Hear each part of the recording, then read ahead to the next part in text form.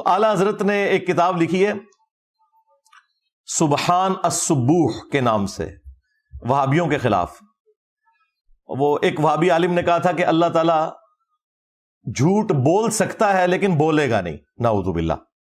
تو اس کے رد میں انہوں نے لکھا تھا کہ کوئی بھی غلط چیز اللہ کی طرف آپ منسوب نہیں کر سکتے، اور اس طرح کی گندی چیزیں اللہ تعالیٰ کی قدرت میں داخل کرنا بھی حرام ہے، کیونکہ یہ تمام چیزیں محال ہیں، اور جو چیزیں محال ہیں وہ کبھی بھی مقدور نہیں ہو سکتی، یعنی ان کو آپ قدرت میں داخل نہیں کریں گے۔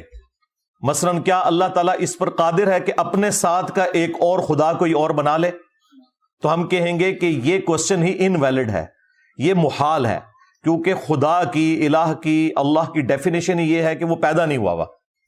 تو اگر اللہ تعالیٰ کسی کو بنائے گا بھی نہ تو وہ مخلوق ہوگا۔ اگر اب آپ اس کے جواب میں یہ کہیں کہ نہیں بنا سکتا، وہ کہیں گے دیکھیں جی قدرت کی نفی کر دی، اور اگر کہیں کہ بنا سکتا ہے تو کہتے ہیں پھر توحید سٹیک پہ لگ جائے گی۔ تو اس کا جواب دونوں طرف نہیں جاتا، اس کا جواب یہ ہے کہ یہ محال ہے۔ بائی ڈیفینیشن خدا ایک ہی ہے، اللہ تعالیٰ کوئی اور خدا بنانے پر قادر ہے یا نہیں ہے، یہ بحث نہیں ہے۔ بحث یہ ہے کہ یہ چیز خود محال ہے، لہذا اسے اللہ تعالیٰ کی قدرت میں آپ نے داخل نہیں کرنا۔ تو وہ جواب دیتے ہوئے پھر اعلی حضرت نے وہابیوں کا خدا لکھ کے فتاوی رضویہ کے اندر بھی اور اس کتاب کے اندر بھی وہ گالیاں نکالی ہے، یعنی ایسی غلیظ زبان استعمال کی ہے کہ وہابیوں کا خدا چور ہے، نعوذ باللہ، وہابیوں کا خدا جو ہے وہ زانی ہے، وہابیوں کا خدا فلاں ہے، اتنی غلیظ باتیں لکھی ہیں۔ اب ان سے پوچھو کہ مجھے تو تم کہتے ہو کہ بابوں کا خدا اور کتابوں کا خدا، اور میں تو ایکسپلینیشن بھی دے رہا ہوں، تمہارا اعلی حضرت تو گالیاں نکال کے گیا ہے، اور اس نے لفظ استعمال کیا وہابیوں کا خدا، اور وہ گالیاں دی۔ ہم نے تو کبھی گالی نہیں دی، اور ہم لٹریچر کی زبان میں اسے ایکسپلین بھی کر رہے ہیں۔ تو اب کس کس چیز کا رونا روئیں ہم؟ یہ 2-4 دن پہلے وہ باپا جانی کا ایک کلپ وہ دوبارہ سے میری نظروں سے گزرا، کسی نے اپلوڈ کیا ہوا تھا۔ اس میں وہ یہ کہہ رہے تھے کہ بد مذہب جو ہے نا، بد مذہب یعنی بد مذہب سے مراد ہے ادر دین بریلوی، اس کا کلپ سننا حرام اور سخت حرام ہے۔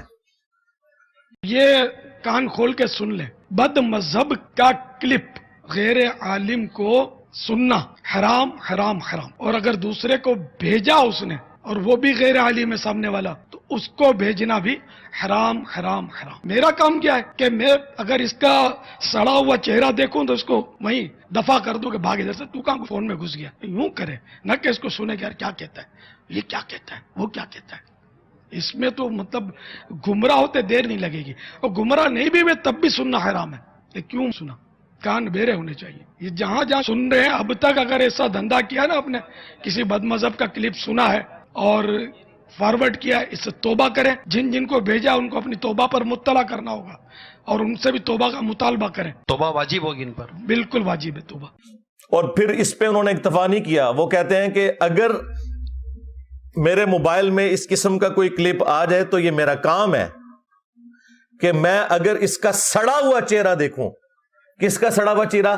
یعنی اپنے سوا تمام مولویوں کو وہ سڑا ہوا چہرہ، ٹھیک ہے، یہ میٹھے میٹھے اسلامی بھائی ہیں جو اتنے کڑوے کڑوے ہیں، تو میں فوراً اسے وہیں پہ ڈیلیٹ کر دوں۔ اور انہوں نے کہا آج تک جنہوں نے آگے یہ کلپ فارورڈ کیے نا دوسرے فرقوں کے علماء کے، تو وہ توبہ کریں گے اس کے اوپر۔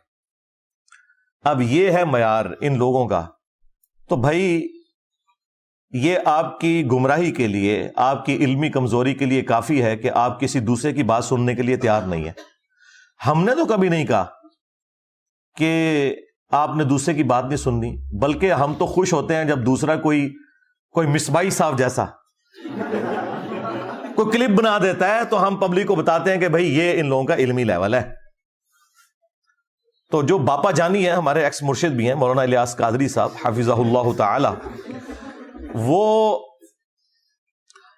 ان کا وہ کلپ مجھے کلک کر گیا، ان کا کلپ مجھے کلک کر گیا کہ میں اس کو ٹاپک بنا کے آپ کے سامنے رکھوں کہ انہوں نے جو معیار سیٹ کیا ہے گستاخی کا، ان کے روح سے تو قرآن حکیم میں پھر سینکڑوں آیات گستاخی کے اوپر ہی مبنی ہے، نعوذ باللہ من ذالک۔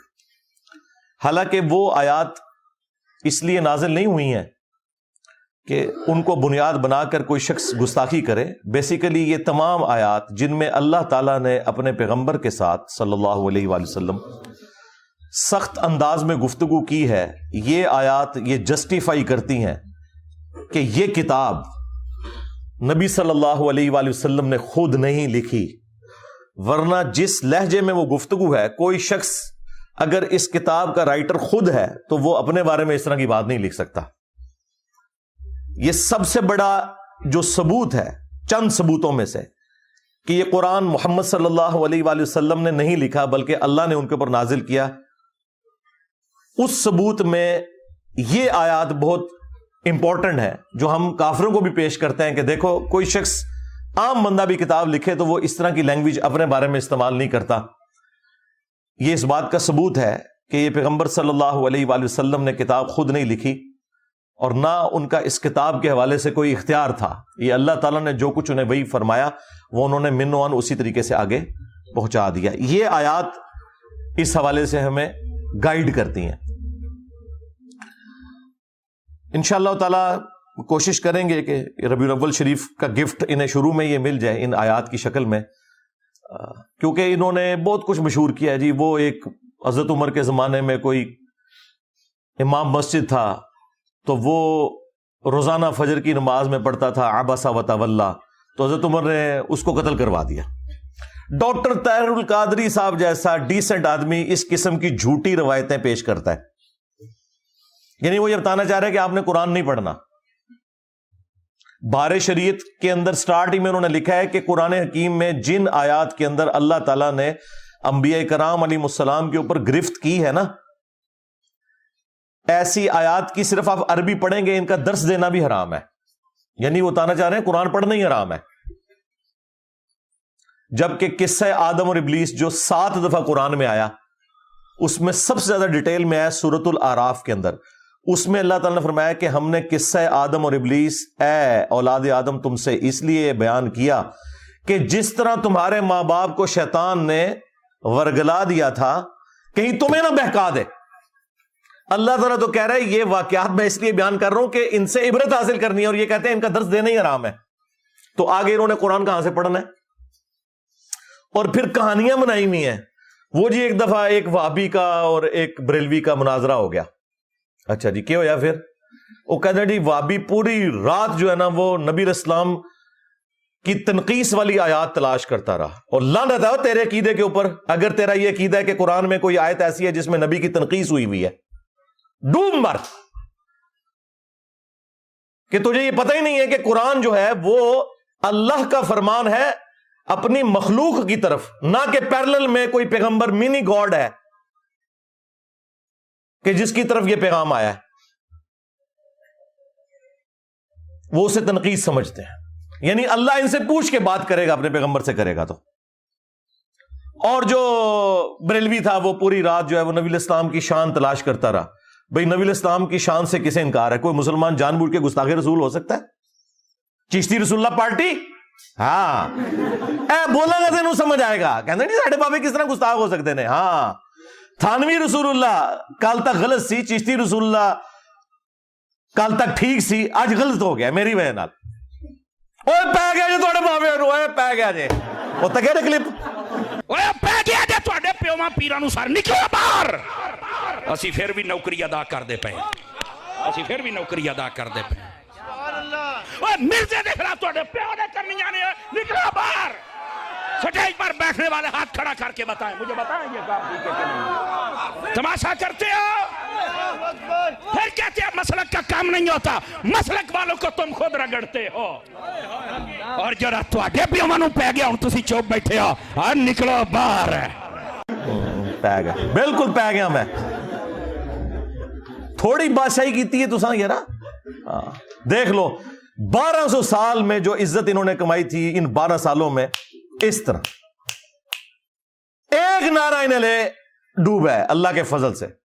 میرے نبی سا ہے ہی کوئی نہیں، تیرے بابے تے شے ہی کوئی نہیں، نبی کے جیسا ہے ہی کوئی نہیں، بابے تھے شے کوئی نہیں. الحمدللہ. تو یہ انہوں نے نا ڈھکوسلا مچایا ہوا ہے اس قسم کی باتیں. اور یہ میں اس لیے کر رہا ہوں کہ میں خود 31 سال تک بریلوی رہا ہوں. یہ ساری کہانیاں ہم نے اللہ کے فضل سے یا کہہ لیں کہ اللہ کے غضب سے اپنے علماء سے, اپنے گھر والوں سے, اپنے ماں باپ سے بچپن سے ہی سیکھ لی ہوئی تھی. 31 سال تک میں بھی بریلوی رہا ہوں. تو اس لیے ہم سے کوئی بات چھپی بھی نہیں ہے کہ یہ کون کون سی شیطنت ہے جس کے ذریعے یہ حملہ آور ہوتے ہیں مسلمانوں کے عقائد کے اوپر. کیونکہ اسی لیے تو ہم نے عرض کیا ہے کہ وہ بھی کیا دن تھے, ہم بھی ایک جن تھے. آج ہم دیو ہیں, جنوں کے بھی پیو ہیں, بلکہ دیو کے بھی پیو ہیں. اے دیوبند والا دیو, اے پیو والا نہیں جے, او نہ سمجھیو. اے جیسا کہتے ہیں نا کہ استاد روحانی باپ ہوتا ہے, تو یہ روحانی پیو والی بات کر لیں. ہاں یہ وہ والی ہے, یہ بگوٹن والی نہیں بات کر رہا میں. تو اس لیے قرآن حکیم کے حوالے سے اپنے آپ کو بالکل کلیئر کر لیں. ہمارے پلے اگر کوئی شے ہے نا تو وہ یہی کتاب ہے. نبی علیہ السلام کی وفات کے بعد آپ کا وصی, آپ کا خلیفہ اس امت پر قیامت تک کے لیے جو آپ پیش کر سکتے ہیں وہ اللہ کی کتاب ہے. الحمدللہ. کیونکہ نبی علیہ السلام کے بعد جو شخصیات بھی تھیں وہ بھی دنیا سے چلی گئی ہیں. کسی کو آج پیش نہیں آپ کر سکتے. پیش کر سکتے ہیں تو کتاب و سنت کو. تو اگر یہ قرآن ہمارے پاس نہیں ہے تو ہمارے پاس کچھ بھی نہیں ہے. اگر ہمارے عقیدے قرآن کے خلاف ہیں تو سمجھ لیں کہ ہم گمراہی کے اوپر ہیں. اگر کوئی بات قرآن میں ہمارے عقیدے کے خلاف ہے تو سمجھ لیں ہمارا عقیدہ خراب ہے. قرآن تو بالکل ٹھیک ہے. قرآن کے سامنے آپ نے اسٹوڈنٹ کی حیثیت سے بیٹھنا ہے, نہ کہ اس کے استاد بن کے. اے جی ایسے گستاخی ہوتی ہے, اتنی بیان کرنی چاہیے تھی. اس کا مطلب پتا کیا ہے؟ اس کا مطلب یہ ہے کہ قرآن اس قابل ہی نہیں ہے کہ اس سے لوگ ہدایت حاصل کریں. تو پھر کل آپ کس منہ سے اس کو پیش کریں گے کسی غیر مسلم کو؟ اصل میں خود ان کا گیر الٹا لگا ہوا ہے. اللہ نے تو بالکل واضح فرما دیا ہے وَلَقَدْ يَسَّرْنَا الْقُرْآنَ لِلذِّكْرِ فَهَلْ مِن مُدَّكِرٍ. ایک سورت میں 4 دفعہ یہ آیت آئی ہے. پھر بھی مولوی کو یقین نہیں آ رہا. مولوی کہہ رہا ہے ڈائریکٹ قرآن پڑھو گے گمراہ ہو جاؤ گے. اچھا یہ کہاں لکھا ہوا ہے کہ ڈائریکٹ قرآن پڑھو گے تو گمراہ ہو جاؤ گے؟ قرآن میں یہ تو لکھا ہوا ہے کہ سمجھنے کے لیے آسان کر دیا, نصیحت کے لیے. باقی یہ ٹھیک ہے کہ جو 1000 سے زیادہ آیات ہیں وہ علماء کو, مفتی اعظم کو بھی نہیں آتی ہیں, جو سائنٹیفک فیکٹس کے ریلیٹڈ ہیں. وہ آپ کو کوئی سائنٹسٹ ہی بتائے گا, کوئی گورا ہی بتائے گا. یہ بالکل ٹھیک ہے, ٹھیک ہے کہ نہیں آندی. ہاں آپ نے نکاح طلاق کے مسئلے پوچھنے ہیں مولویوں سے پوچھیں, لیکن جو نصیحت ہے نا وہ ایک ان پڑھ کو بھی سمجھ آئے گی, ایک پڑھے لکھے کو بھی سمجھ آئے گی, ایک ڈاکٹر کو بھی سمجھ آئے گی, ایک انجینئر کو بھی, ایک ریڑی بان کو بھی. اور وہی قرآن کا بنیادی مقصد ہے, نصیحت حاصل کرنا. انا نحن نزلنا الذکر وانا له لحافظون. بے شک اس نصیحت الذکر قرآن کو ہم نے نازل کیا, ہم ہی اس کی حفاظت کرنے والے ہیں. تو قرآن نصیحت کے لیے آسان کر دیا گیا ہے. باقی یہ ٹھیک ہے کہ سائنٹیفک فیکٹس تو علماء کو بھی نہیں پتا, تو کیا ہم علماء کو جاہل کہیں گے؟ نہیں. ٹھیک ہے, وہ ایمبریالوجی کی فیلڈ سے ریلیٹڈ جو چیز ہے, اسٹرونومی سے ریلیٹڈ ہے, وہ ان ایکسپرٹ سے پوچھیں. نکاح طلاق کے مسئلے آپ ان سے پوچھیں. اور سارے مسئلے اگر پوچھنے ہیں نا تو جیلم تشریف لے آئیں انشاءاللہ تعالی.